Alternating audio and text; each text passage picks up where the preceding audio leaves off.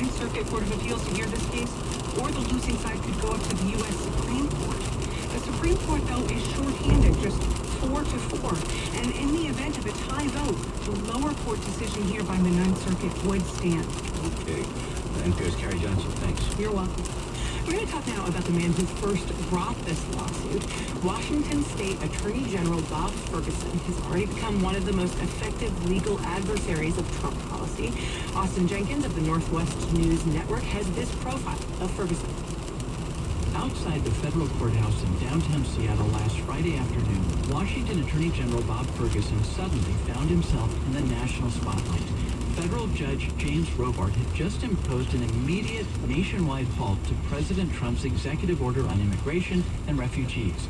As camera shutters clicked, Ferguson played David to Trump's Goliath. The law is a powerful thing. It has the ability to hold everybody accountable to it, and that includes the President of the United States.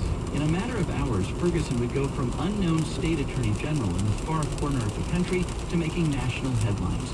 He later told member station KUOW in Seattle it was an unusual experience. I mean, CNN was called my 88-year-old mother in Seattle trying to track me down so they could talk to me on Friday night, for example. Ferguson and his team had moved swiftly after Trump issued his executive order. Within 72 hours, they drafted a lawsuit and rounded up declarations of support from Washington-based companies like Amazon and Expedia.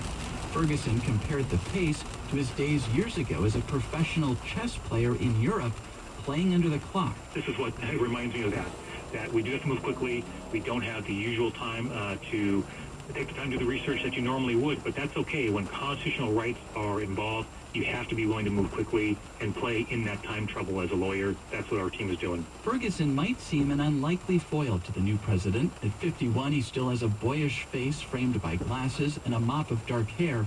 But longtime Democratic political consultant Christian Sinderman, who has worked for Ferguson, says in many ways he's been preparing for years for a moment like this. Yeah, there's a Harry Potter-like quality of Bob Ferguson. You know, the glasses, the serious intent, and the sense of almost destiny in standing up for what's right and for the little guy. This isn't the first time Ferguson has gone to court against the federal government. He sued the Obama administration over cleanup and worker safety at the Hanford Nuclear Reservation in southeast Washington.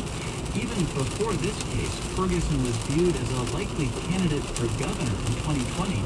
Washington Republicans, like State Representative Matt Landweller, are watching Ferguson's fight against Trump through that lens.